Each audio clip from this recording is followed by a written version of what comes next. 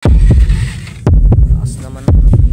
dyan nga mga pisan ay nagawa nga pala ako dyan ng motor at tayo umandar talaga ng motor ko. Kita nyo naman sa una no mga pisan ko.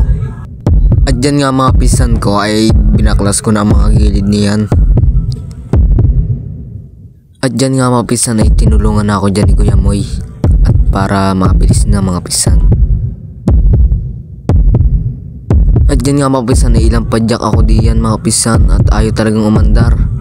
Kaya talagang nagpatulong na ako kay Kuya Moy. Tingnan mo naman oh. At ayaw talaga umandar mga pisan ko. At dyan nga mga pisan ay nilagay ko muna ang battery at tetestingin nga i-push button. At napakaramay ko na talagang padyak dyan mga pisan ko.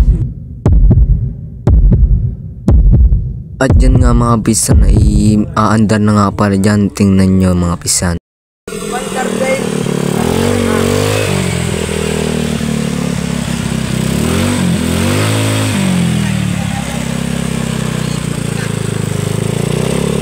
Tungo sa hangin ang pasagabal. Ito pala mga pisan yan. Ito sa hangin. Yan. Parang ay, kaya pala ayaw umandar.